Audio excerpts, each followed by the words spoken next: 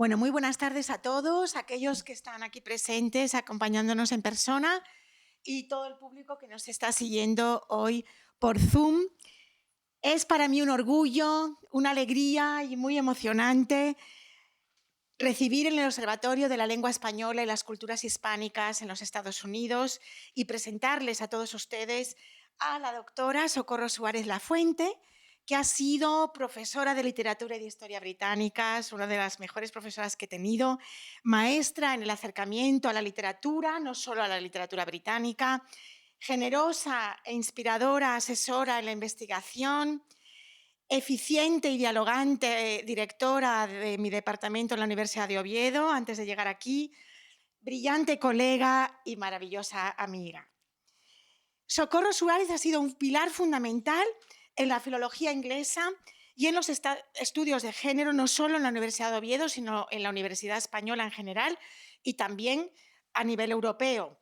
Es catedrática de filología inglesa en la Universidad de Oviedo, recientemente jubilada, y entre sus áreas de interés figuran la literatura inglesa, las literaturas en lengua inglesa, es una gran experta en literatura, bueno, por supuesto norteamericana e irlandesa, pero también sudafricana, australiana, de la India. Todos recordamos mis compañeros de quinto de carrera cuando descubrimos a Salman Rushdie gracias a Socorro, porque nos hizo leer, para nuestra suerte, Midnight Children, al poco de ser publicada esa grandísima novela. En fin, experta en literaturas en lengua inglesa, decía, en literatura y mujeres, en teoría literaria, muy especialmente en teoría postcolonial y feminista, literatura en lengua alemana, en la que es también muy gran experta y que lee en su lengua original, historia del pensamiento feminista, mujeres y ciencia, y el tema fáustico. Tiene una gran colección de reescrituras del personaje de Fausto y de Mefistófeles. Pertenece a grupos de investigación, no solo en la Universidad de Oviedo, donde fundó el grupo Literatura, Identidad y Traducción Cultural, sino también, por ejemplo, en la Universidad de Sevilla, donde pertenece al grupo de investigación Escritoras y Escrituras, o en Berlín, donde pertenece al grupo Dialogue Facilitating Creative Communication. Ha participado en innumerables proyectos, tanto nacionales de España como europeos, con importante financiación europea.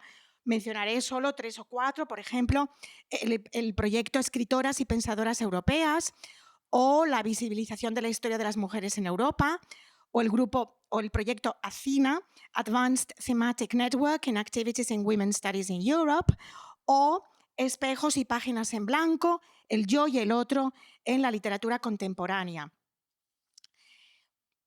Fue cofundadora del seminario Mujeres y Literatura, así como del importante programa de doctorado de estudios de la mujer y del máster Erasmus Mundus Gemma en la Universidad de Oviedo, uno de los primeros en echar a andar en España. Y también ha sido directora de la Cátedra Jovellanos, que es una importante institución cultural en Asturias, y presidenta de la Asociación Española de Estudios Anglo-Norteamericanos. Además, ha sido que aúna todos los departamentos de filología inglesa en España. Ha sido también representante de la filología inglesa española en la Sociedad Europea de Estudios Ingleses, la European Society for the Study of English, y también ha sido fellow de la English Association.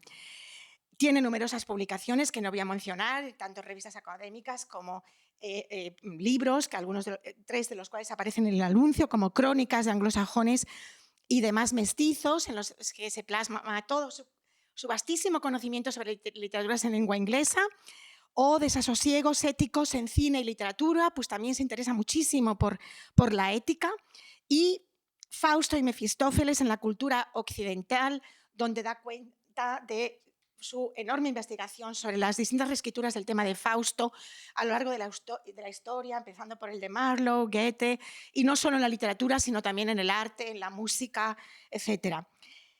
No quiero terminar sin decirles que, además de sus importantes contribuciones al mundo académico e investigador, Socorro es un ejemplo a seguir desde hace mucho en lo que ahora llamamos transferencia del conocimiento.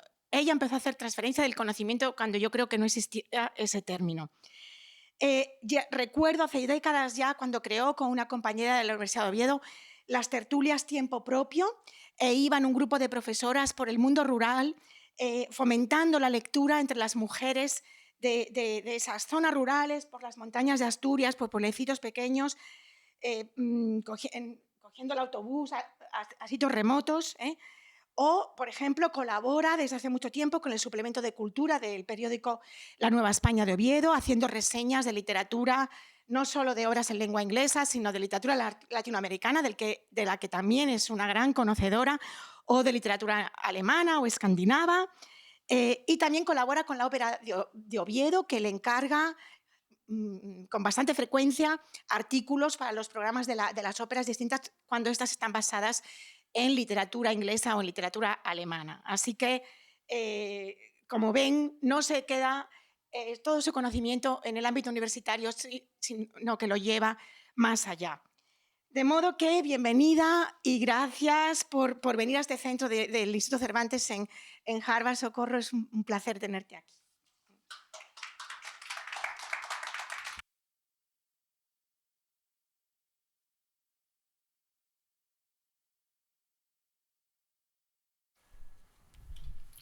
Muchísimas gracias, Marta, por esa presentación muy emocionante, y permíteme pues, que dé las gracias al Observatorio del Español y a la Universidad de Harvard y el Instituto Cervantes pues, por permitirme estar aquí hoy, que me siento muy honrada y muy contenta además de estar ante este grupo de gente con esta cara de tanto interés, y me permitirá a mí también explicar las razones por las que entré en un tema que en principio no sería de mi investigación, de mis principales intereses, pero leyendo pues, cosas sobre la conquista, libros, crónicas, me di cuenta pues, que el imaginario histórico y literario de la colonización de las Américas estaba cuajado de hazañas épicas, de hombres sin duda valerosos, esforzados, etc. Pero claro, me faltaba dónde estaban las mujeres. ¿Dónde estaban las mujeres?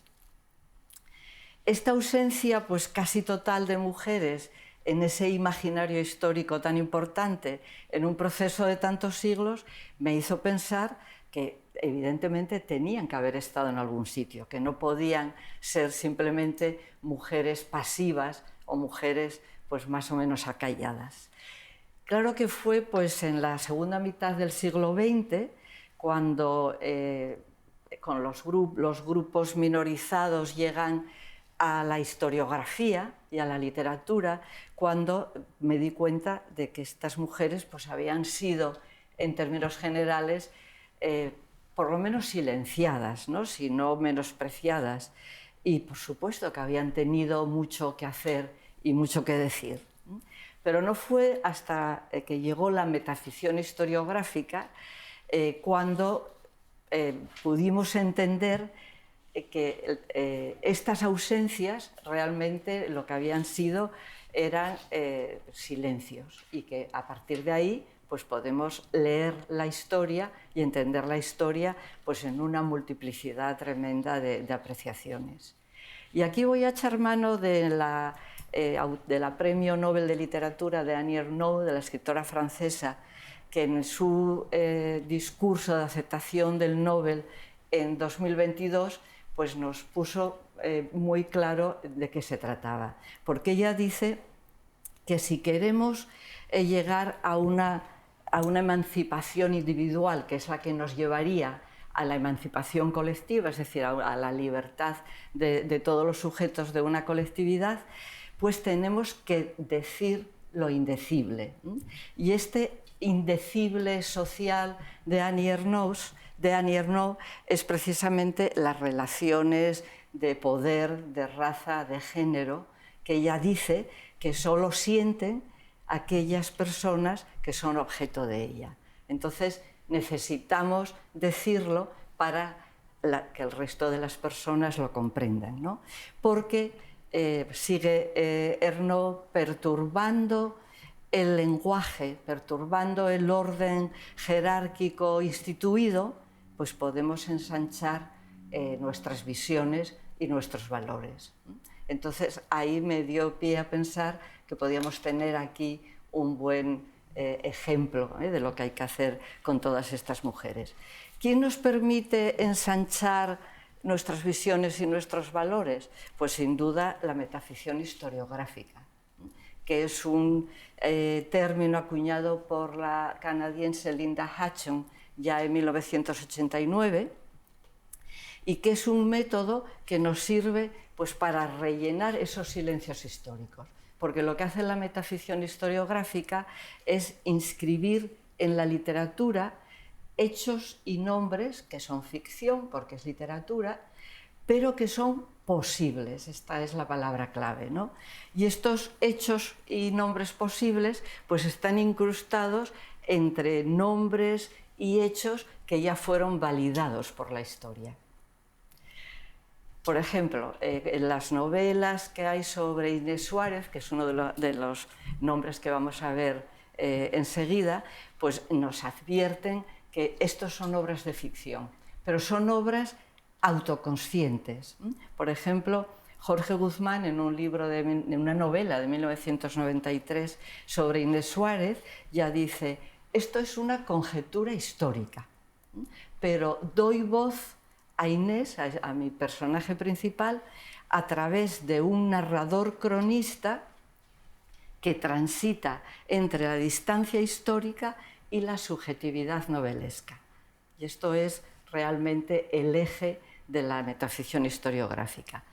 Annie Ernaux otra vez nos dice que sus obras, y por tanto también las que vamos a ver a continuación, no son solo biografías, ni autobiografías, ni novelas. Son todo eso, pero además tienen algo de literatura, sociología e historia.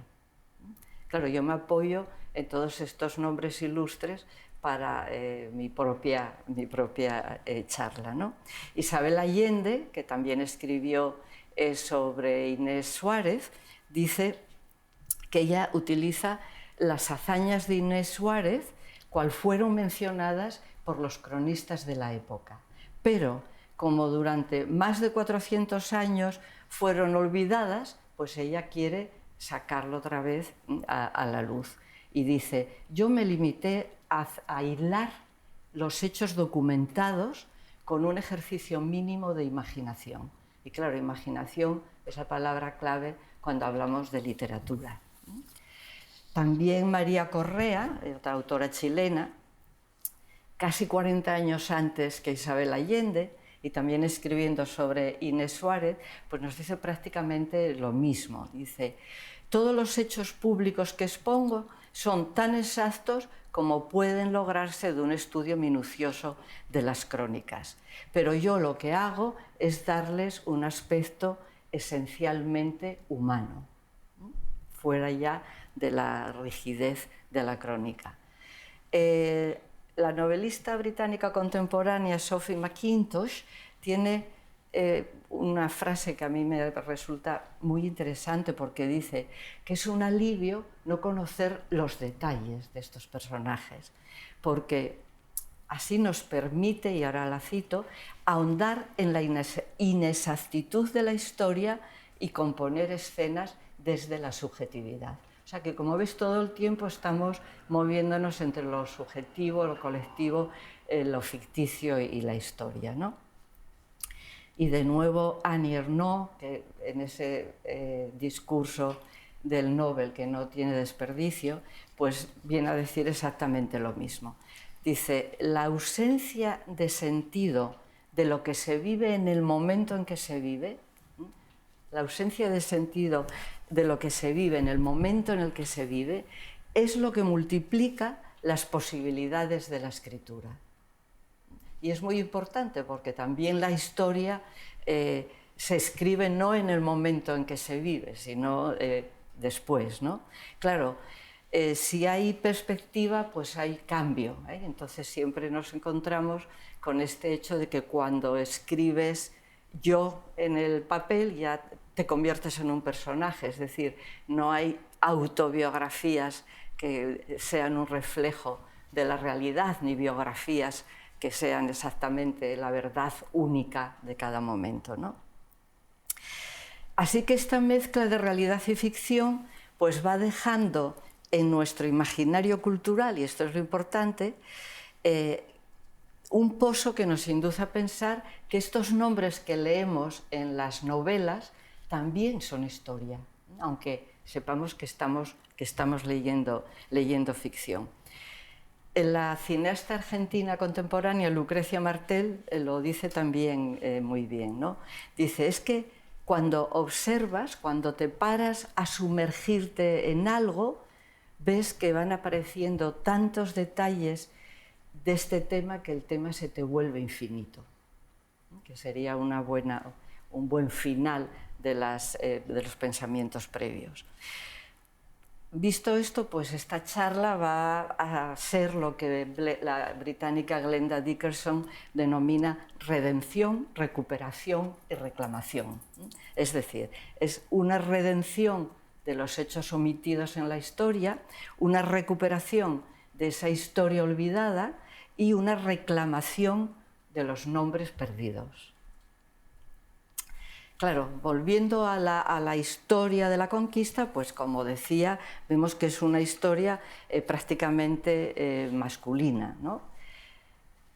Como la inmensa mayoría de los temas sociohistóricos, según el sistema que domine, pues se invisibiliza todo lo que no responda a ese patrón cultural. Y claro, las mujeres en general, la gente de otras razas, si se mencionaban, pues era pues, a través de la ventriloquización, es decir, eran como muñecos de ventríloco, ¿no? Alguien habla o escribe o les cita, pero no tienen una voz directa. Y esto lo entendió muy bien el poeta uruguayo... Perdón. Ah, que está desconectado, ¿eh? Ya está. Eduardo Galeano, ¿no? Porque como ven aquí, hace una serie de oposiciones, ¿no? Cara, brazos, nombre, número, idiomas, dialectos, religiones, supersticiones, arte, artesanía, cultura, folclore, que, claro, al fin y al cabo son las dicotomías que informan pues, nuestra cultura occidental, ¿no? Y esto ya desde Descartes, desde el yo pienso, luego existo, ¿no? Donde efectivamente Descartes baja el sujeto a tierra, y eso fue de una importancia tremenda para nuestra cultura occidental, pero siguió siendo pues, fundamentalmente un sujeto masculino, ¿no? y un sujeto blanco. Y no va a ser hasta ya bien andado el siglo XX cuando las historiadoras y las filósofas, pues al calor del feminismo, van a abrirnos huecos para que la experiencia de las mujeres se añada a ese sujeto cartesiano, hombre y blanco, y ya pueda ser también mujer blanca occidental, que luego obviamente se va a ir ampliando, ¿no? Y esto es lo que se conoce como historia contributiva, ¿no? A la cual contribuyeron pues, montones de mujeres en todo alrededor del mundo, que no puedo pararme a citar ahora, pero bueno, que es toda la teoría feminista en cultura, filosofía, literatura, etc. Y estas son las que añadieron mujer a ese sujeto, a ese yo pienso, ¿no? Yo mujer pienso también. Y además abrieron un espacio para que luego pudieran entrar todas las variables de raza, de cultura, de religión, de pensamiento, etc. Y esto está pues, en continua expansión, sobre todo a partir de los 1970, donde gracias a la subversión posmoderna y feminista, pues pudimos inscribirnos en la historia, rellenar esos silencios, reescribir esa historia que, claro, ya estaba sellada, ya estaba sacralizada, era una historia en la que era difícil entrar porque estaba muy bien armada pues, según actos y consecuencias, ¿no? a partir de esta época el posmodernismo nos permite abrir todas esas fisuras. Las crónicas de la conquista sí que mencionan a mujeres concretas, como vamos a ver enseguida, pero las mencionan en lo que es su aspecto más viril, ¿no? En que eran capaces de guerrear, eran capaces de ver estrategias también de guerra, eran valerosas, pero no atendieron a eso a lo que les quiero llamar la atención ahora, que es pues a todos los valores cotidianos de las mujeres en lo que es tanto en paz como en guerra, pues el trabajo callado que tienen que llevar a cabo para que la vida pueda seguir como la conocemos. Claro, reconocer este trabajo y reconocer la individualidad de las personas que lo ejecutan, no de las mujeres en general, sino de las mujeres de cada casa, sí que podría conferir visibilidad y podría conferir pues, valor social, ¿no? Porque yo creo que aquí es donde se gesta la igualdad real, ¿no? Es decir, en la potenciación de la capacidad personal y en la autoestima también, ¿no? Es decir, en tu propia individualidad, que es lo único que nos permite luego pues, crear comunidades libres, comunidades capaces. Esto ya lo dijo Fredric Jameson hace pues, 40 o 50 años, es lo que él llama conciencia situacional, situational awareness, porque él dice, claro, no hay historia colectiva si no se suman todas las experiencias individuales. Aunque obviamente es muy difícil poner nombre a todas esas experiencias individuales, sin embargo un buen ejercicio es buscar a esas personas que debieran de estar y no están, que es una manera de sacarlas de ese silencio, de ese anonimato y poco a poco pues, ir normalizando su importancia, ¿no? y recuperando su memoria. Entonces, dentro de la colonización ya hispana, desde 1492, pues vemos que si bien los hombres inscribieron leyes, hechos de guerra, de religión, de comercio, etc., también las españolas llevaron a cabo un trabajo muy duro y muy duradero, y quiero hacer énfasis en eso, porque su trabajo fue imponer un modo de ser civilizado, y obviamente digo esto con todos los caveats, ¿no? Pero estaban encargadas de civilizar a la gente nativa y de asentar la lengua española en la vida cotidiana. Eso es sumamente importante y, sin embargo, nunca se le dio suficiente relevancia en la historia, ¿no? Porque tanto este modo de ser que importamos, para bien o para mal, pero que lo importamos, junto con la lengua, pues son los pilares fundamentales sobre los que se va a edificar la cultura hispánica como la estuvimos estudiando todos estos siglos. Las españolas llevaron, o trajeron y llevaron, es un viaje de ida y vuelta, pues usos, costumbres, modales, técnicas domésticas, la forma de vestir, la forma de guisar, de educar a los hijos, de educarlos en la religión y en la moral católicas. Llevaron también las fiestas y las costumbres europeas, con todo lo que ello implica, que no es solamente la fiesta, sino todo lo que viene a su alrededor. Y también a la manera europea, pues fueron matronas, curanderas, enfermeras, produjeron telas, cosieron patrones, todo esto viene en las crónicas. Vistieron a sus criadas, fueron fundamentales en la provisión de víveres, tanto para las comunidades asentadas como en tiempos de lucha y de conquista. Buscaron alimentos, los cocinaron, los produjeron, limpiaron, amueblaron, cuidaron de los animales domésticos. Incluso hay constancia de que planearon casas y bueno, vieron ellas cómo se construían, porque eran ellas las que conocían las necesidades de estar en un lugar y de cómo distribuir los diferentes habitáculos de la casa, ¿no? Es cierto que, claro, todo esto lo hicieron a la manera occidental, porque venían de Occidente, y lo hicieron desde una actitud de poder, porque era en el que estaban. Pero también hay constancia de que fue siempre de una observación mutua, las españolas y las mujeres locales, las mujeres amerindias. Porque no solo comandaban a las criadas, sino que también aprendieron de ellas, las hispanas. Por ejemplo, pues a sustituir alimentos que aquí no se conocían, y también medicinas,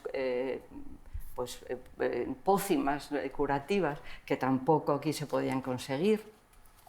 Y vieron cómo estos productos eran utilizados por las mujeres nativas, cómo se cocinaban y cómo había que vestirse de acuerdo al clima y al espacio. Eso lo dicen muchas, ¿no? De me quité la gola y me quité las sayas y los zapatitos finos porque no tenía ningún sentido de dónde estaban. Eso lo dejan escrito, ¿no?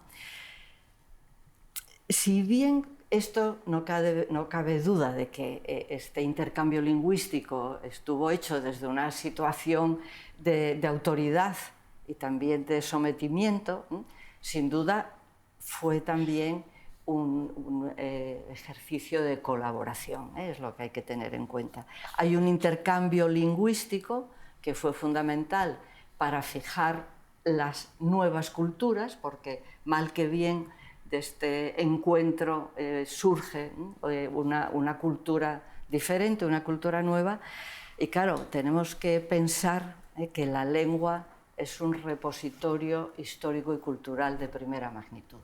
Ahí lo tenemos todo, y bueno, en el propio observatorio hay muchas conferencias que apoyan estos intercambios. Las mujeres españolas incorporaron palabras para todos los productos del lugar que les eran nuevos, y también trajeron, evidentemente, los nombres de España, y las mujeres autóctonas hicieron también lo mismo a su vez. O sea, que ahí hubo un enriquecimiento mutuo. Por eso hay historiadores que dicen que el español se gestó sobre todo en el mercado, en la cocina y en la casa, porque queda también escrito en las crónicas cómo las mujeres locales miraban hacia estas señoras españolas intentando imitarlas, ¿no? en lo que hablaban. Está también el culto religioso, que fue otro intercambio lingüístico importantísimo, porque no se llevó a cabo solo, ni mucho menos, en las iglesias, sino que se llevó a cabo, claro, en las casas de manos de las mujeres, porque se intercambiaban, que también aparece, pues los diferentes dioses, ¿no? Mi dios es este, pero el mío es este para esta situación y esta para la otra. Las oraciones, las imprecaciones, los ritos, ¿no? Todo eso fue también un intercambio, de primera magnitud, ¿no? Claro, todo esto además lo hacían, y se puede entender, pues en situaciones en que tenían que atenuar la ansiedad o el miedo o las necesidades que tenían más inmediatas. Y como no fue precisamente una etapa pacífica, pues se entiende que además hubo mucho más roce y mucho más contacto precisamente por eso. Está también presente todo el mundo de los espíritus, ¿no? De la muerte, de los muertos, ¿no? Todo lo que tenga que ver también con ultratumba. Bueno, no cabe duda que sin el concurso de las mujeres, pues posiblemente no hubiera habido la misma fijación del español y de sus variedades como lo conocemos hoy. Y eso estamos hablando del siglo XVI. Luego en el XVII llegan las maestras y la escolarización, entonces ya la situación cambia mucho. Pero bueno, ya en este primer siglo ya se puede hablar y de hecho ya vemos que hay muchísimo intercambio. Estas mujeres del siglo XVI venían, pues, bueno, alguna por espíritu aventurero, pero tenían que ser esposas de o venir ya a casarse con alguien, ¿no? Porque no querían que el rey, que vinieran otras mujeres que no fueran cristianas y que vinieran a crear, a fundar familias cristianas.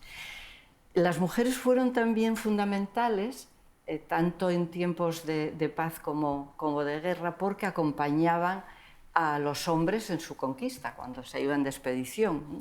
Y aquí, claro, tengo que mencionar a Elena Poniatowska, porque fue la que más habló sobre estas mujeres que más adelante y en la conquista de México pues van a ser las soldaderas, ¿no? Y Poniatowska, con su gracia, nos dice que cada 15 de septiembre, cuando los mexicanos gritan eso de «vivan los héroes que nos dieron patria», decía, bueno, pues hay que decir «vivan los héroes y las heroínas que nos dieron patria», ¿no? Por toda la importancia que tuvieron en este trabajo de adaptación y de adopción cultural, las mujeres. Bueno, esto ya se dijo además por el cronista Fernández de Oviedo en el siglo XVI, que dijo que no es menos meritorio conservar los bienes y los honores que adquirirlos. Y sin lugar a dudas, las mujeres siempre fueron muy buenas conservadoras. O sea que eso hay que dedicárselo también. Bueno, lo cierto es que estas mujeres, que como digo tenían que ser cristianas legítimas y viejas, porque no podían ser, y dice la crónica, ni mora ni india, pues estas primeras europeas que venían de España, una vez en América, si el esposo moría, y ahora cito, quedaban como únicas dueñas y señoras de la encomienda y con las obligaciones pertinentes de esta: cobrar tributos, hacer trabajar a los indios, adoctrinarlos, educarlos. Claro, esto lo dicen las crónicas, ¿no? Debido a las luchas continuas, pues el territorio americano se pobló de viudas, como os podéis imaginar. Y, curiosamente, esta viudedad ofrecía a las mujeres españolas pues muchísimas posibilidades de acceder a su propia actancia personal, de actuar y de desarrollar libremente sus talentos, porque ya no dependían de nadie. Y por eso no es raro encontrar mujeres en el mundo de los negocios. Algunas de ellas tuvieron plantaciones a gran escala, pues de tabaco o de la industria azucarera, por ejemplo. Se dedicaban también a la agricultura, a la cría de caballos, a la ganadería. O sea que fueron también muy activas. Yo voy a fijarme sobre todo en el intertexto. Bueno, ahí puse unas pocas, pero hay obviamente muchísimas más. En el intertexto literario que establece este diálogo entre textos de diferentes épocas, ¿no? Como decía al principio, implementa el texto, la crónica, el detalle conocido y actúa sobre lo que ya sabemos de hechos y de personajes. Isabel de Guevara, por ejemplo, que es una mujer del siglo XVI, escribió una carta a la reina Juana de Castilla, Juana I de Castilla, nuestra llamada Juana la Loca, en la que, bueno, pues la que tenéis aquí, el facsímil, en la que se queja del diferente trato que reciben las mujeres en el Nuevo Mundo, ¿no? Y dice: vinieron los hombres con tanta flaqueza que todos los trabajos cargaban sobre las pobres mujeres. Había que lavarles la ropa, curarles, hacerles de comer lo poco que había, limpiarlos, hacer centinela, rondar los fuegos porque ellos ya no estaban en condiciones, ¿no? Azuzar las ballestas cuando los indios les venían a dar guerra. Todo esto está en la carta, Y dice, y sin embargo, nosotras no recibimos encomienda ni ningún otro privilegio, a menos que se queden viudas, que entonces sí se quedan casi todas ellas con la encomienda. La autora, la dramaturga Alicia Muñoz, española, que escribió esta obra en el 2017, dice algo semejante a lo que nos contaba la autora chilena hace poco, ¿no? la cita que os leí. Porque ella, claro, lo que quiere es reconstruir para ese imaginario cultural que es por lo que nos movemos, ¿no? de manera inconsciente, pues quiere reconstruir la emoción que Isabel de Guevara no pudo poner en el papel, ¿no? Entonces, la emoción el sentimiento de estar hablando con una reina española y dice Alicia Muñoz, y el alivio que tuvo que suponer para ella también el finalizar la carta y poder ya enviarla, ¿no? Y Alfonsina Storni dijo que es el primer documento de literatura femenina en América, ¿eh? Son nada más que 2 hojas y lo podéis consultar en internet.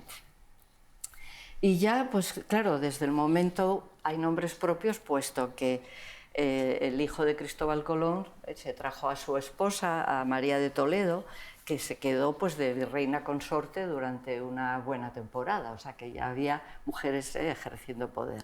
Fue defensora de los nativos de las islas del Caribe, que luego fueron exterminados como tal, pero bueno, ella defendía las leyes nuevas de Carlos I de que había que evangelizarlos, pero no diezmarlos, ¿no? Hay mujeres, muchas más mujeres eminentes, como María Estrada, os pongo las fechas, y esto es las novelas que hay escritas con ellas de protagonista, destacando un aspecto u otro. María Estrada luchó con Hernán Cortés en esta lucha final de Tenochtitlán y fue, bueno, pues como la veis ahí, se montó a caballo y esgrimió la espada como las demás, ¿no? Y luego, sin embargo, le escribe también una carta a Hernán Cortés, que también se conserva, quejándose, ¿no? Porque dice, o sea, que las mujeres sabemos pelear, eso ya no cabe duda, porque realmente sus compañeros las miraban, ¿no? Y curamos a nuestros maridos y a los demás soldados, luego somos necesarias, pero sin embargo nadie nos hace caso y queremos ganar nosotras también renombre, como los soldados, ¿no? Que es muy interesante. Aldonza Villalobos, de la que también hay una novela escrita que cita muchísimo de las crónicas, ¿no? Para darle esa necesidad de veracidad que parece que si no la historia no es historia. Aldonza Villalobos fue durante 33 años gobernadora de la isla Margarita, y nos dicen las crónicas que durante esos años pasó de ser un lugar deshabitado a ser una colonia sumamente próspera. Ella quedó de gobernadora por muerte de su padre pues muy joven. Entonces su madre, Isabel de Villalobos, estuvo ejerciendo de la tutela durante unos años. Y ya se dice de ella que tuvo la visión de buscar fondos para comprar ganado y complementos para que vinieran familias a trabajar en la isla Margarita, que estaba prácticamente desasistida. Mencía Calderón, que fue la adelantada del Río de la Plata y que acaba hace poco, bueno, esta es una novela sobre sus hazañas en la expedición al Paraíso. Acompañaba a su marido, pero bueno, luego en la mayor parte de los casos, por mor de las luchas tremendas que libraban y de las enfermedades, quedaban ellas al frente de todo. Y llegamos a la mujer más,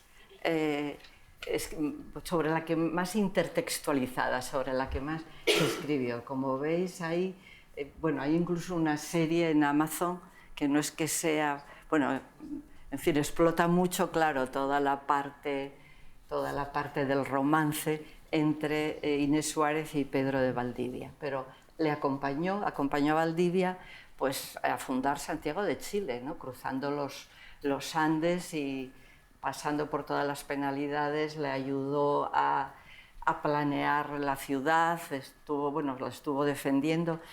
Tuvo muchísimos problemas políticos por ser mujer, como os podéis imaginar, pero era una mujer muy lista. A mí me recuerda en parte a Isabel I de Inglaterra, con aquellas vueltas que conseguía dar a todos los problemas que se le habían planteado, con esa ambigüedad, que quien fue a hablar con ella sale de la sala y no sabe si le dijo que sí o que no.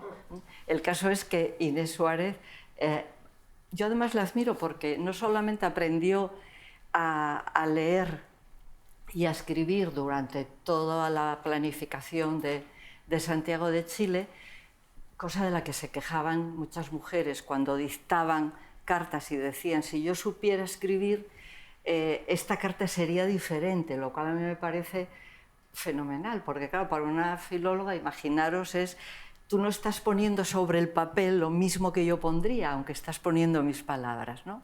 Bueno, pues en este sentido, Inés Suárez aprendió a leer y a escribir y además, cosa que hacían muchas otras mujeres, aprendió la lengua local, el quechua y otras lenguas con los criados que tenía, con los esclavos que tenían alrededor. Y luego, claro, les servían como interlocutoras cuando había que hablar con los jefes, ¿no? de las otras tribus.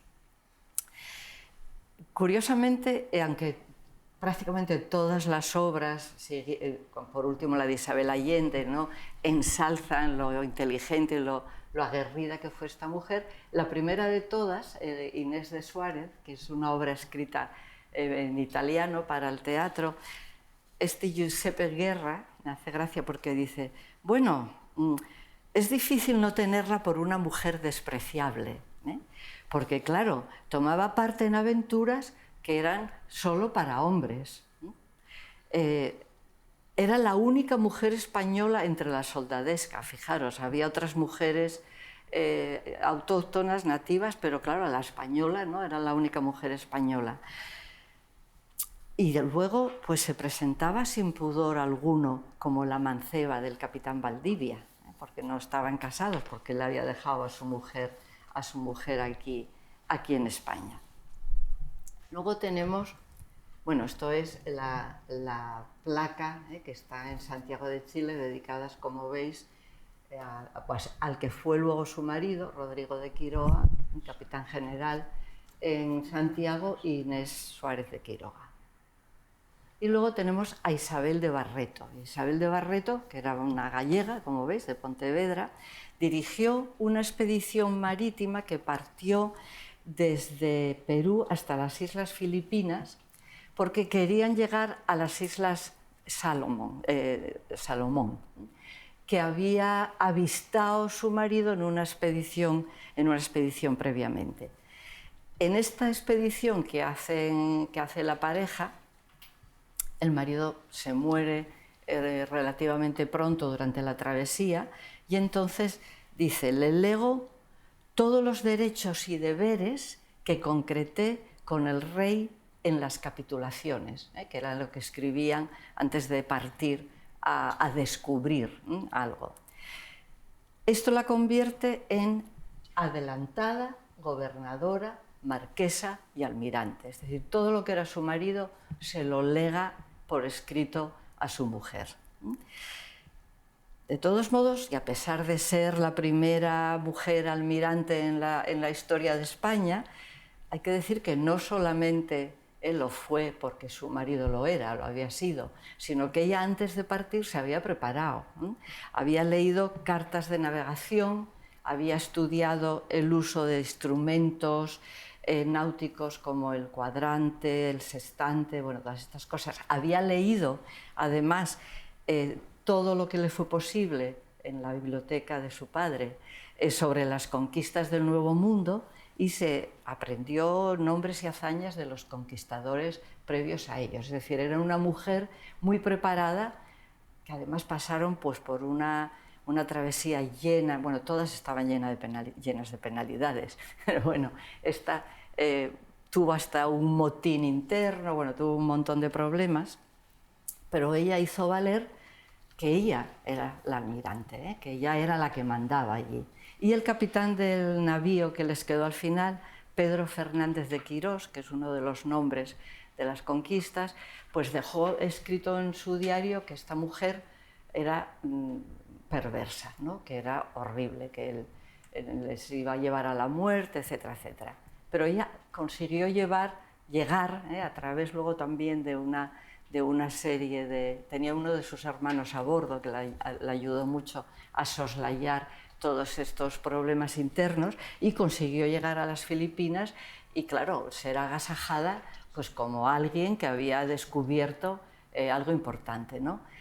No se sabe si Fernández de Quirós realmente estaba desesperado con la dureza de esta mujer, pero ella decía, es que si no soy dura, porque les racionaba todo, el agua, la comida, pues que si no se lo comen todo en una semana y luego nos morimos de hambre y de sed, ¿no? Entonces les daba unas raciones ínfimas.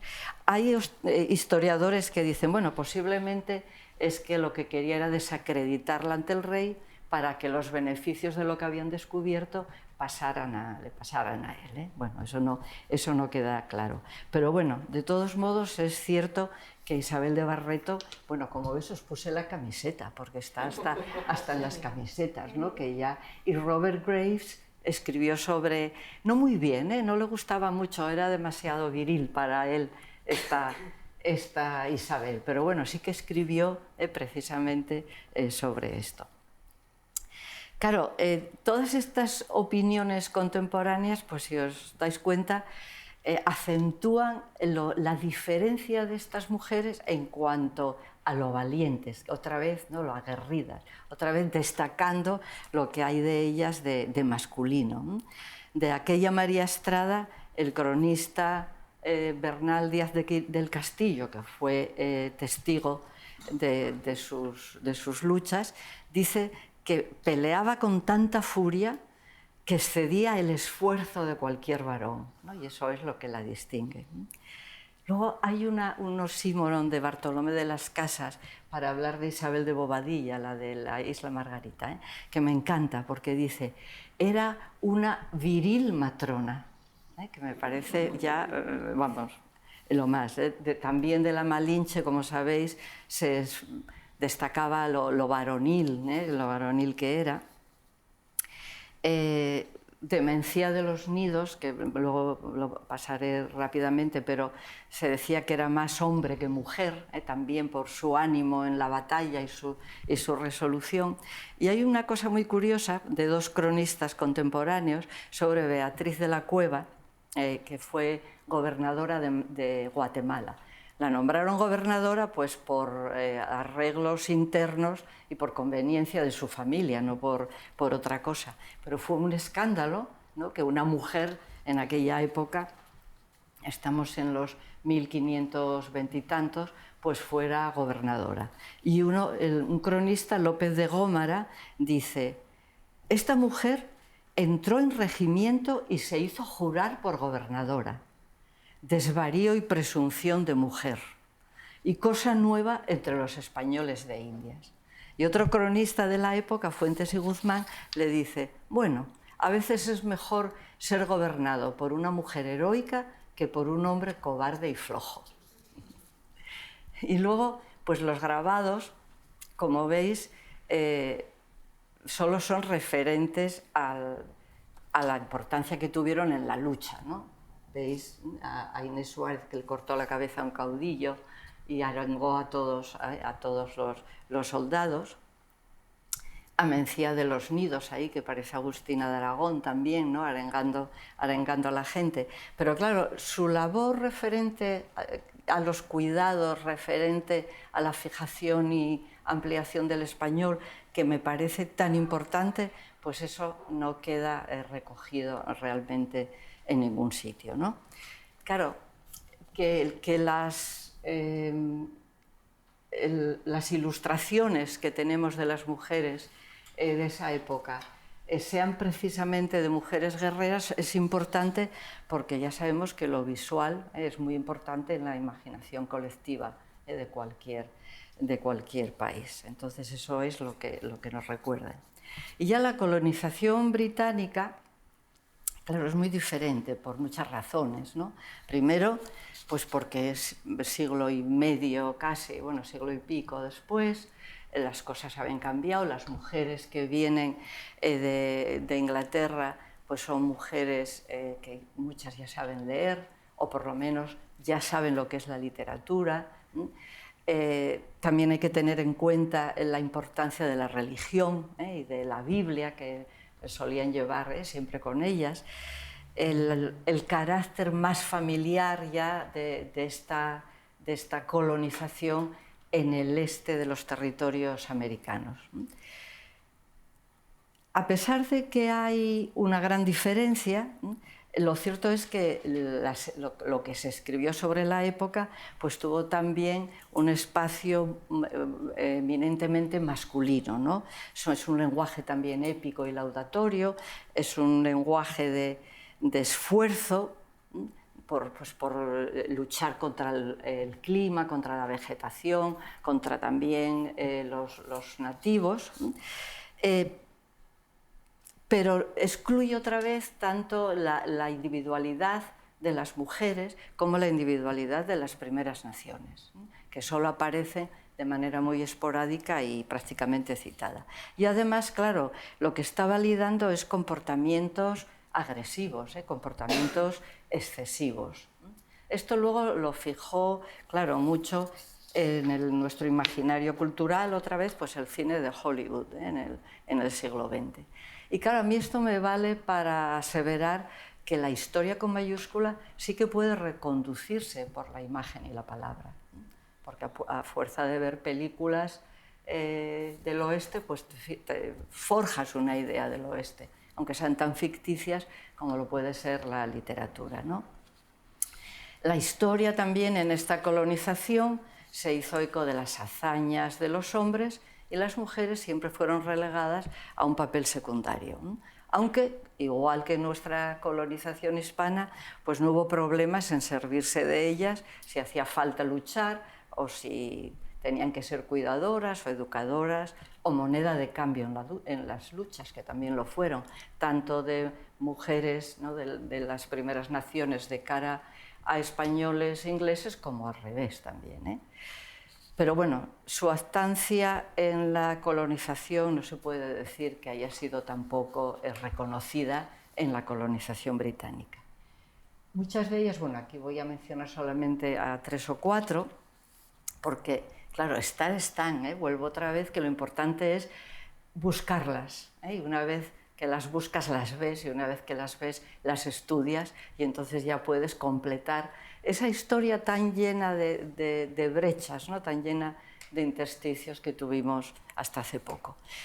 Esta Martha Ballard, la pongo aquí, aunque es un poco posterior, porque escribió un diario donde habla de su trabajo como comadrona y como enfermera, ¿no?, de cómo iba en canoa muchas veces a ayudar a sus enfermos, otras veces pues tenía que ir en caballo, o en un trineo tirado por un caballo, cómo ayudó a nacer a más de 1000 niños en todo el tiempo que estuvo ella ejerciendo, cómo preparaba ungüentos y jarabes, y claro, esto a mí me retrotrae pues al medievo, ¿no?, aquellas abadesas que fueron pues las primeras botánicas realmente y pioneras de la homeopatía también, todas ellas, Pero bueno, Ballard lo dejó escrito, pero sabemos que hay muchísimas más que se esforzaron, que trabajaron, que dejaron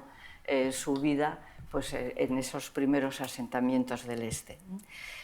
Os voy a mencionar, porque también las hubo francesas, mujeres europeas que venían de Francia, pero estas eran fundamentalmente religiosas, las ursulinas, que llegaron a Quebec, como veis, en 1639, y luego ya tenemos a Jeanne Mance, que fue la que creó el primer hospital de Montreal, o sea que también tenemos que admirarlas allá también.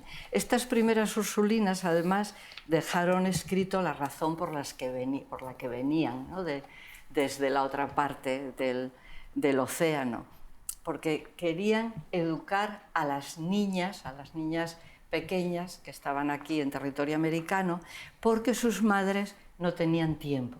Y dice, what with cooking, weaving, washing, mending, gardening, knitting, butter making, y me hace gracia por cómo ese ritmo de todas las cosas que estaban haciendo entonces.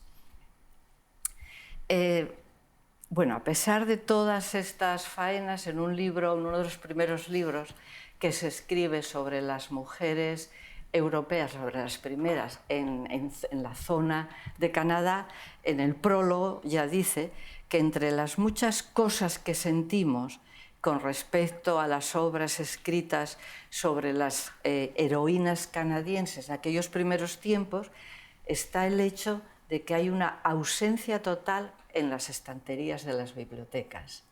Y dice, y no hay ni un solo tratado en inglés dedicado a este tema. Esto es 1941, pero bueno, ya habían pasado unos cuantos siglos.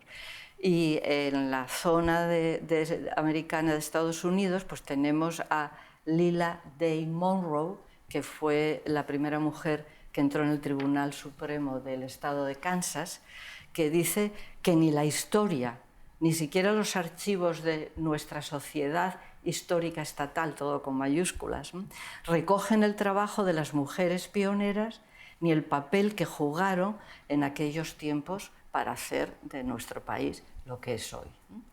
Y entonces voy a mencionar a esta autora, que como veis es posterior, pero escribe una novela con una mujer, Hope, Esperanza, es una mujer, un personaje, y la pone entre, o sea, es también ya de intertextualidad histórica, porque sitúa la historia entre 1636 y 1645, o sea, en los primeros tiempos, ¿no?, de la llegada de los europeos.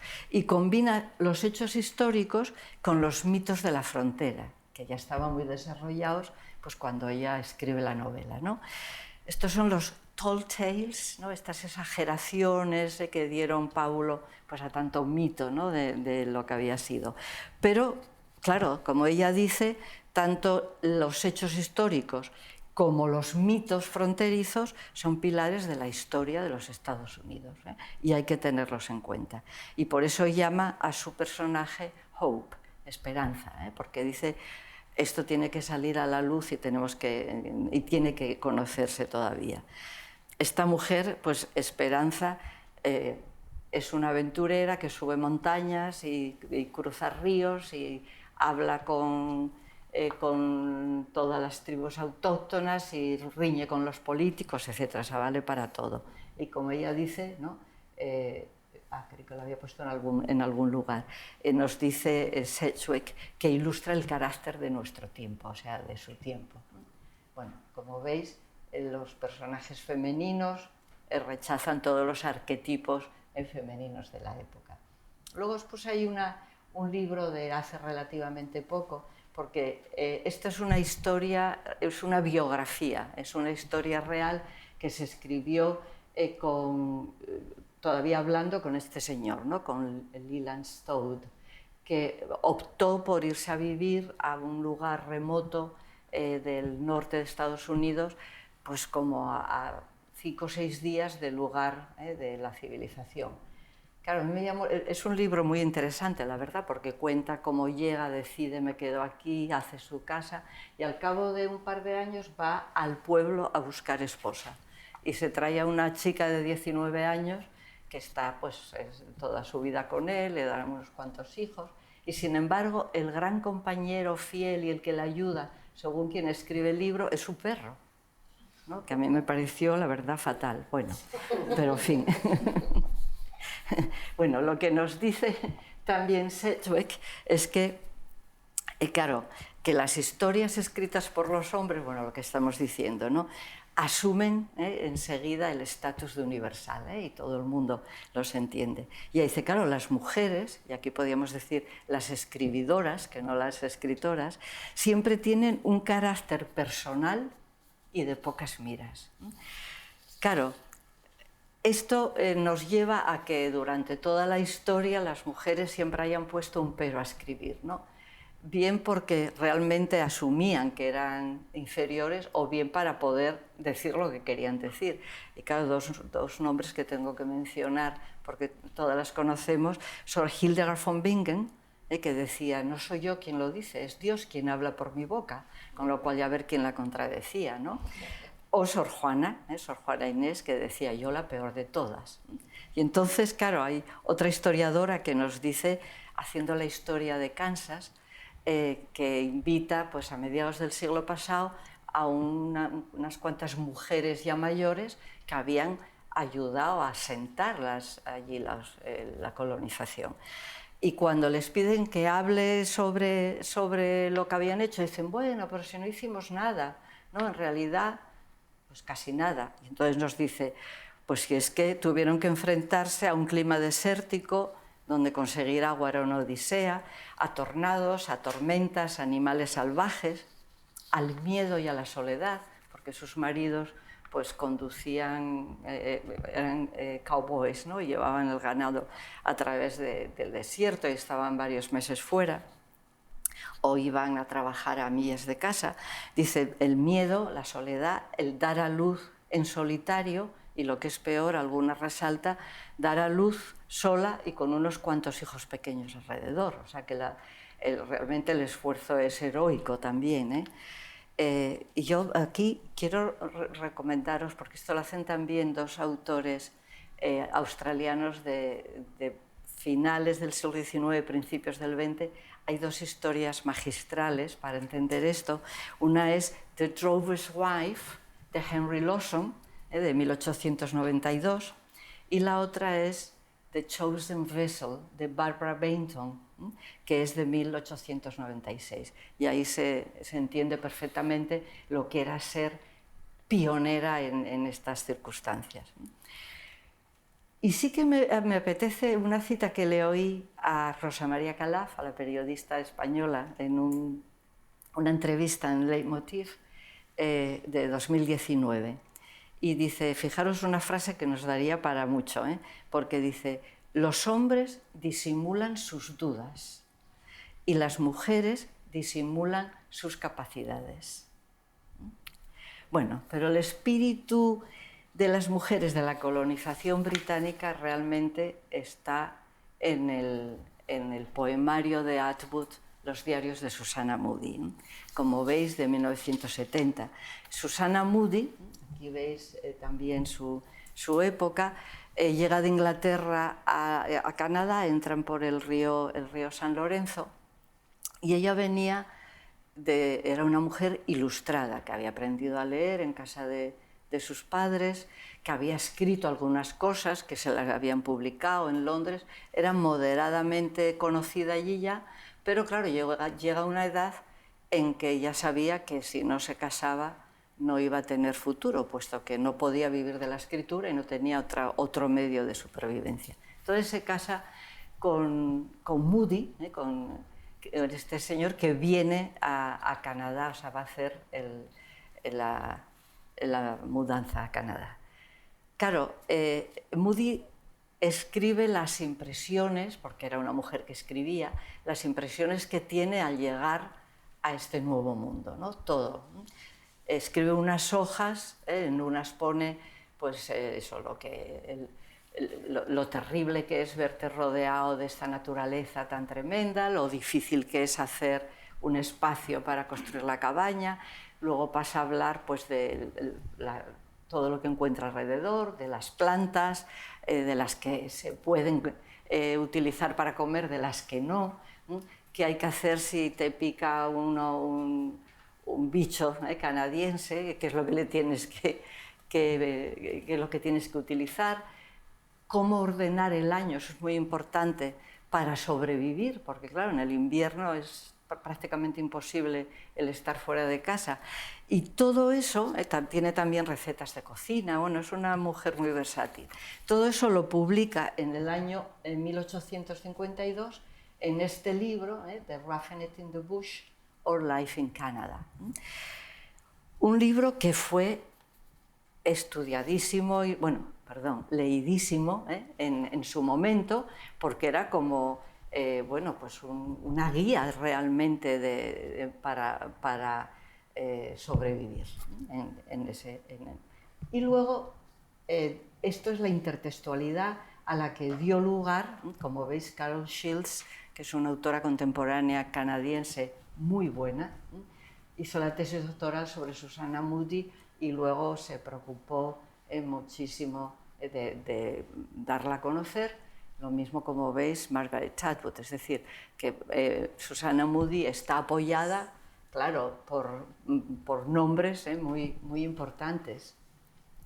Y además, y luego, sin embargo, ella desapareció de la historia de la literatura y hasta que no llegó Margaret Atwood no se supo quién era Susanna Moodie.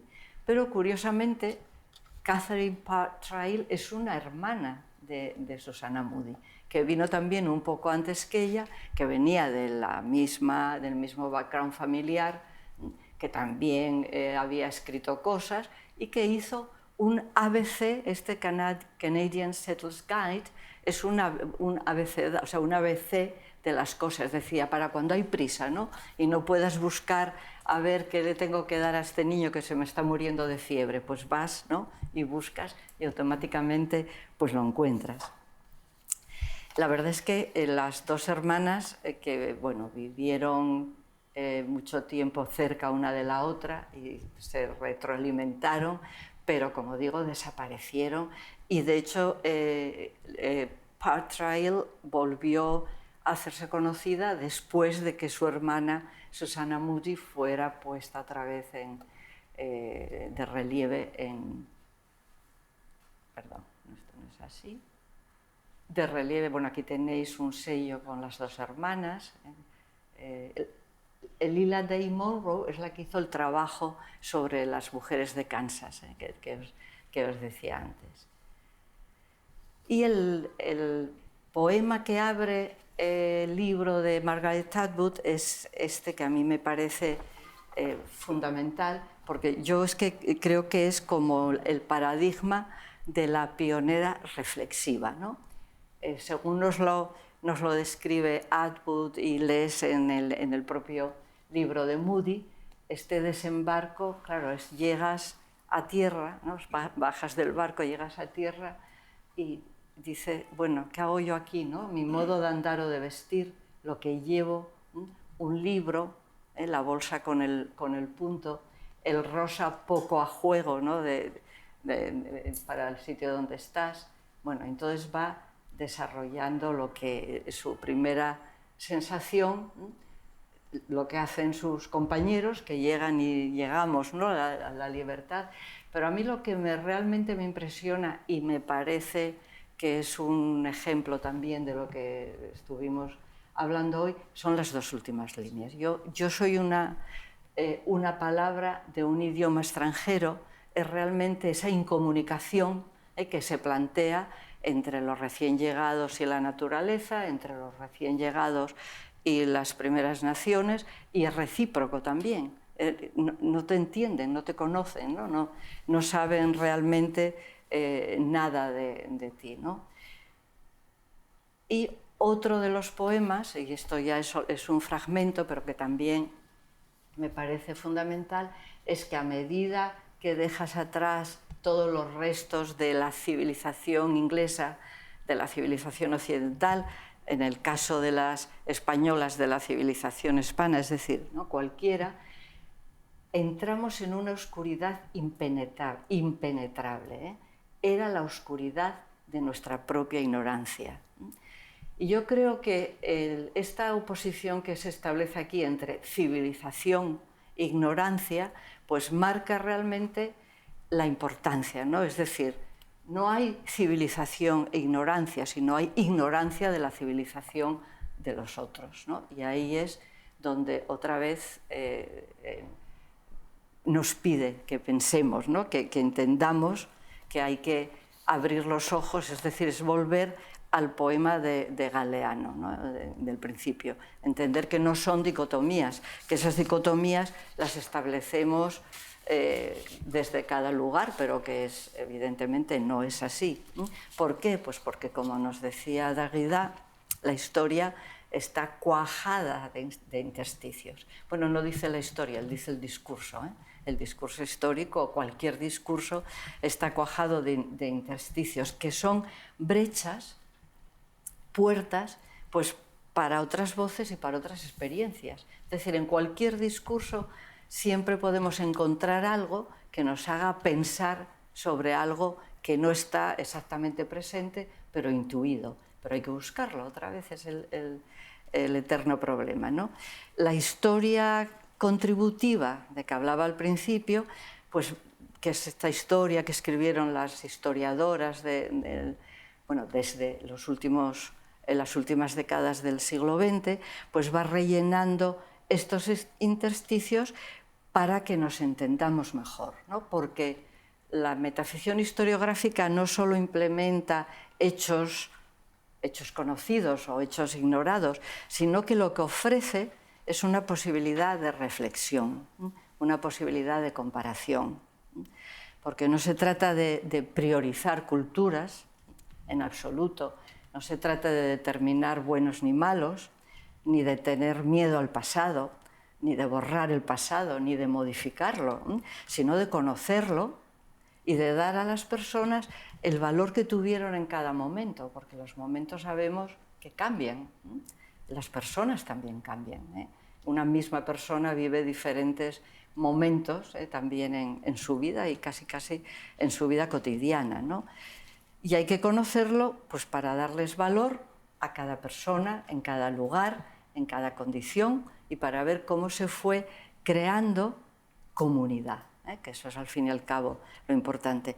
Propiciar un diálogo dentro del reconocimiento mutuo en el que tanto las gestas masculinas como lo que fue un trabajo silenciado femenino, pues se fundan en un mismo nivel histórico y social, ¿no? Que nos permita ver pues, el título, ¿no? Que las primeras europeas también tuvieron un gran valor personal y un gran valor histórico. Muchas gracias.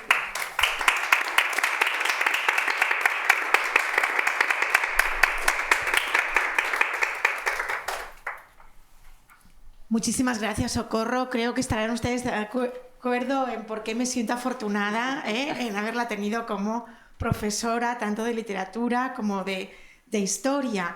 Muchas gracias por esta conferencia tan fascinante y novedosa, la que pones en relación a esas mujeres tanto tiempo invisibilizadas, en contextos diferentes y en tiempos diferentes, pero con mucho en común. Mucho en común. Muchísimas gracias.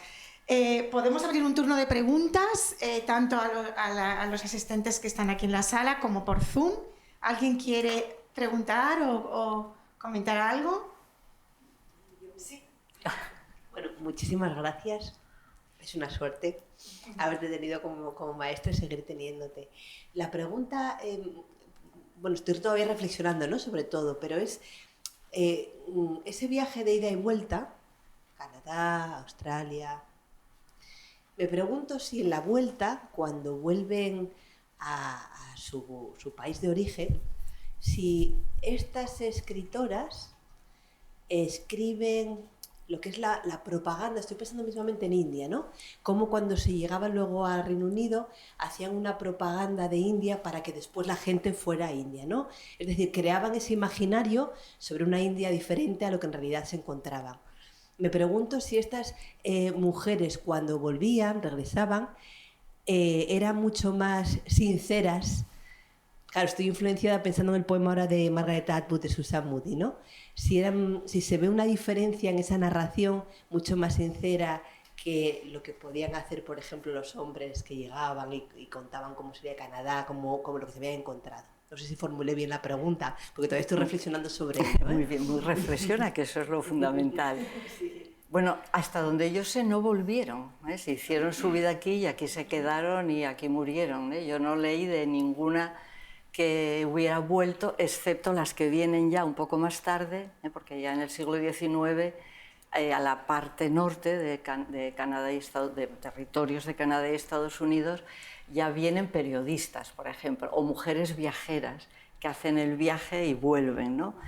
De lo que yo sé de las mujeres viajeras es que, claro, dan una visión bastante positiva, pero claro, ellas no pasaron por ser pioneras, por tener que llegar a un lugar desconocido, abrirte camino, morirte de frío, el miedo al lobo, al oso, las enfermedades. Claro, estas son mujeres que vienen ya pues en ferrocarril incluso.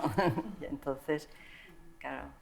Y luego, claro, también es cierto que estas que mencioné y algunas más de esta época pues echaban de menos Inglaterra, pero muchas, porque además hay correspondencia con otras hermanas, con familia, pero lo añoran, pero no se dedican, diríamos, a hacer aquí, a decir, ay, es que Inglaterra es todo mucho mejor. No, porque su casa es esta, y no piensan que van a volver, solo dicen, ay, qué bien, ¿no?, que estás ahí, que escribes y publicas, aquí es mucho. Tienen que mandar en muchas ocasiones sus propios textos a Inglaterra para que se los publiquen allí, pero es muy distinto de la India contemporánea, claro, muy distinto.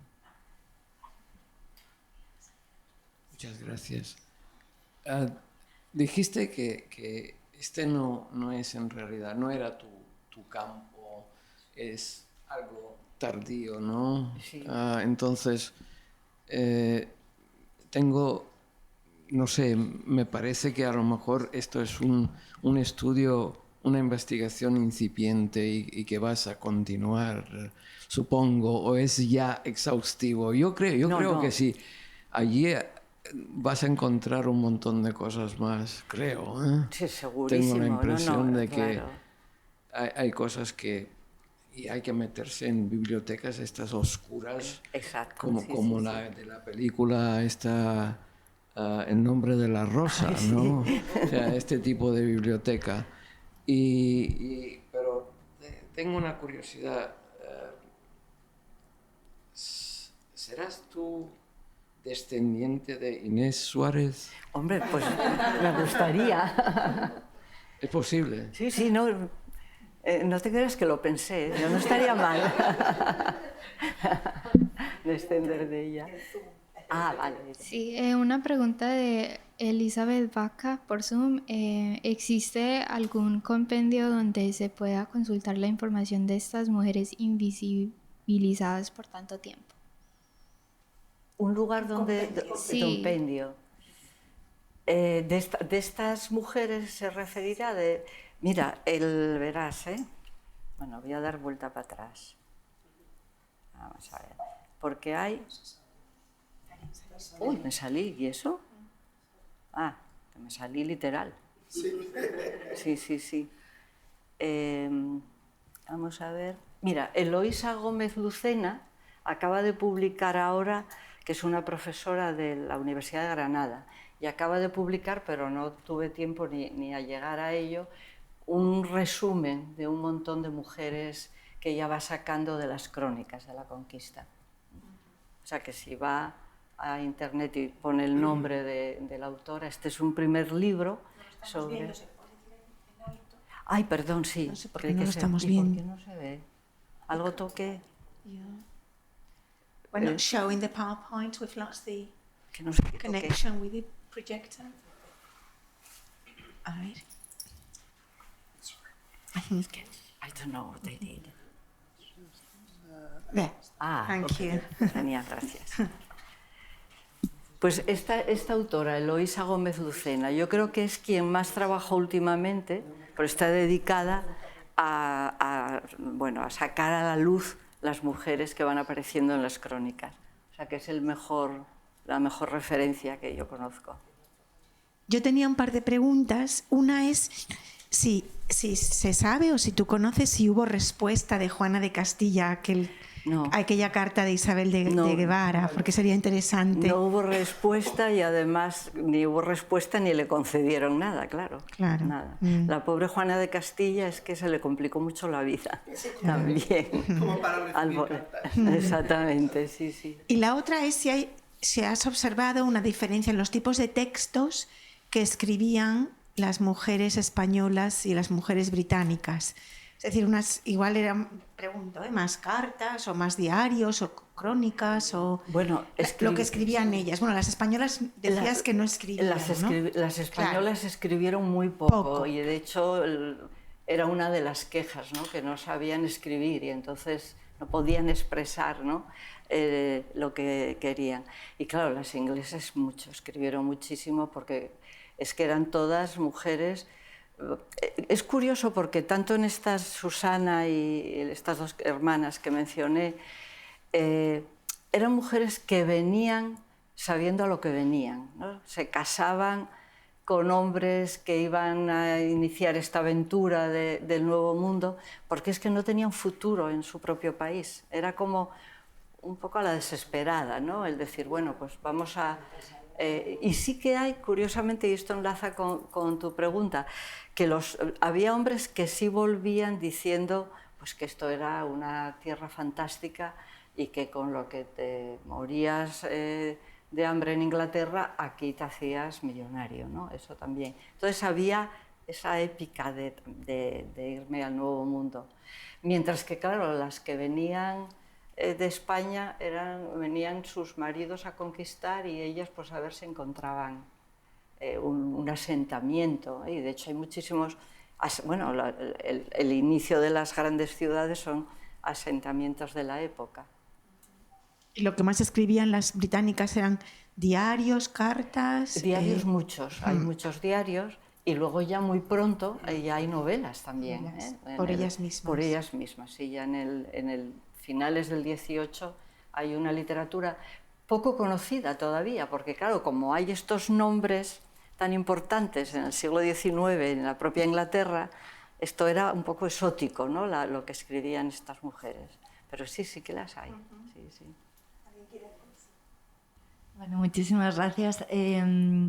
Quería primero, en relación con la pregunta que se ha hecho en el Zoom, yo, claro, del caso inglés no conozco, pero del caso español quizás sí que pueda servir a esta persona un poco como guía. El libro que hay sobre las escritoras españolas de la Edad Moderna, coordinado por Ann Cruz y Nieves Baranda, tiene un capítulo entero dedicado a escritura relacionada con la conquista, tanto de monjas que van a evangelizar como de mujeres que acompañan a conquistadores, entonces quizá le pueda servir un poco de guía. Y luego yo tenía dos preguntas. La primera era un poco relacionada con la que ha hecho Marta, pero bueno, ya me queda claro de la respuesta que de las españolas entonces lo que tenemos es sobre todo cartas, ¿no? Cartas, entiendo, sí. Tanto a familia que se quedará en la península como pues a autoridades intentando reclamar derechos, pero sí, que sí. no tenemos memorias, diarios o toda Que esta yo escritura conozca, que no. haya Exacto. en el caso de las inglesas. Genial. Y la segunda pregunta es, todas estas obras que me gusta mucho este término, buscaré a la teórica que has mencionado, de lo de la metafección historiográfica, porque yo había oído hablar siempre de bioficciones, pero no de metafección historiográfica, me parece muy interesante el término. ¿Crees realmente que sirven para devolver? O sea, entiendo que sí, que están devolviendo el nombre, ¿no? de estas figuras femeninas que a lo mejor están olvidadas, pero claro, no sé hasta qué punto, si muchas veces no están bien documentadas, o sea, no es el caso de Isabel Allende o de otros de los ejemplos que has puesto, pero claro, en comparación con investigaciones como la tuya o como la que has comentado de esta Eloisa Gómez Lucena, no sé hasta qué punto ayudan a conocer esa historia si en realidad son ficciones que, vale, nos están dando una información, pero no es historiográfica. Bueno, tenía un poco esa duda un poco polémica. Es que es polémica, efectivamente, pero yo estoy absolutamente convencida, como ahí sigo a Derrida a pies juntillas, todo es discurso, todo es discurso. La historia, y que me perdone si hay aquí alguna historiadora, pero la historia es un discurso también. O sea, yo no me creo en los hechos absolutamente objetivos, porque la historia también está escrita desde un punto de vista. Y, bueno, unas veces simplemente, y puede ser con intención de objetividad y de ser un historiador, pero claro, luego hay también las historias que están muy controladas por la intención, ¿no?, de lo que se quiere escribir.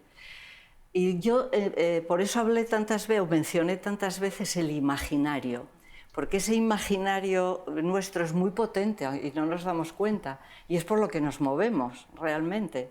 Y hacia ahí hay que ir, porque si tú te están contando una visión de una persona, al cabo de X tiempo esa es la visión que tú tienes de la persona, ¿no? A menos que pares, reflexiones, etc. Pero claro, eso ya es mucho más complicado, ¿no? Y claro, el punto fundamental o por no decir el inicio, pero bueno, de la intertextualidad literaria es una obra que se escribió en 1968 sobre la loca del desván de Jane Eyre. Es decir, que 100 y pico años después, o 100 años después, alguien escribe una novela donde esta mujer que conocemos como la loca, la mujer de Rochester, ¿por qué estaba loca? Y entonces nos dan una biografía en un librín de 120 páginas sobre qué había hecho, quién había sido esta chica, ¿no? de joven, etcétera, por qué se casó con Rochester y por qué acabó en un desván loca. Después de leer esa obra, que ya digo fue 100 años después, no puedes leer la novela de Jane Eyre igual, aunque no quieras, porque en tu imaginario hay otra posibilidad.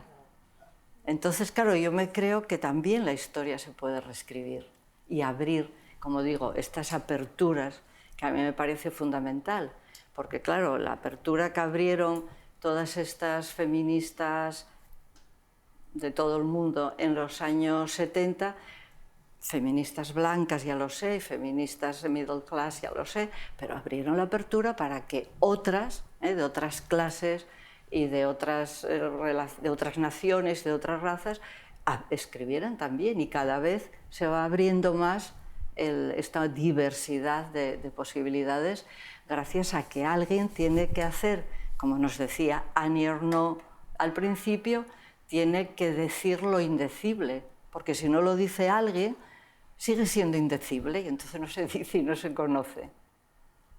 ¿Entiendes? Entonces yo creo mucho en la fuerza de la palabra, sea literaria o sea histórica.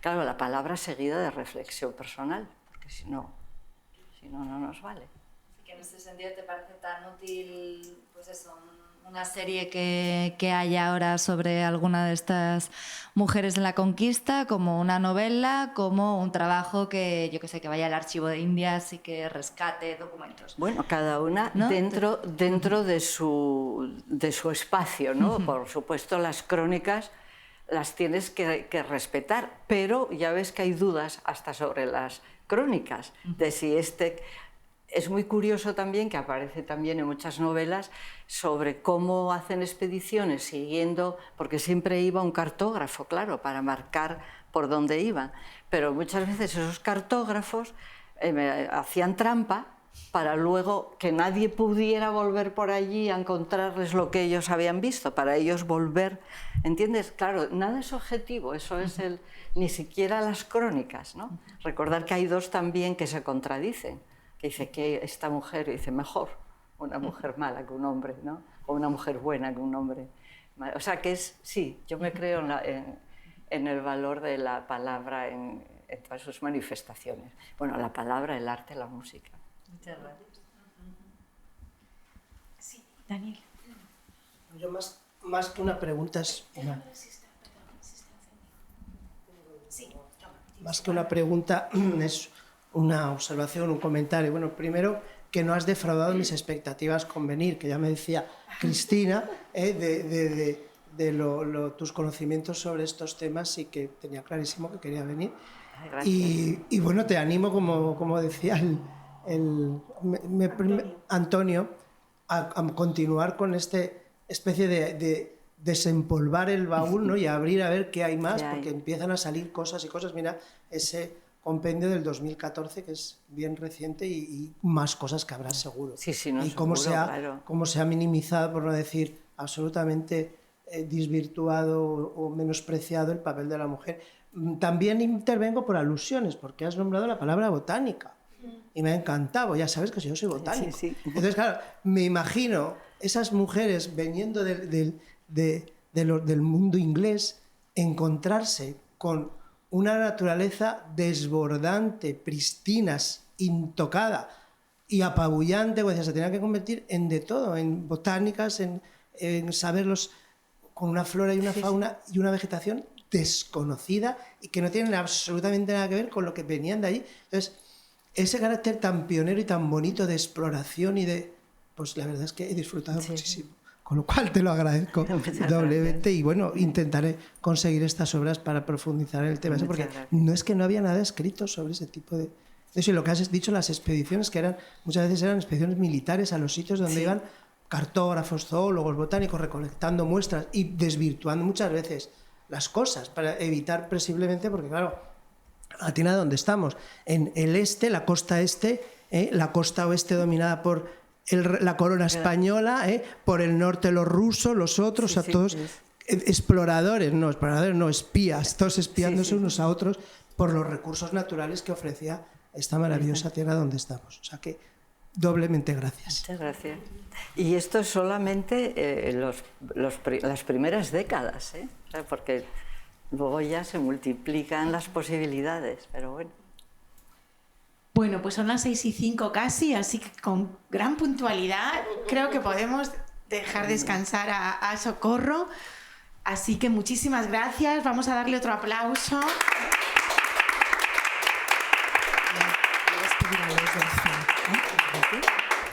Y muchas gracias a los asistentes por Zoom por acompañarnos una vez más y bienvenidos a muchos otros eventos. Gracias a todos.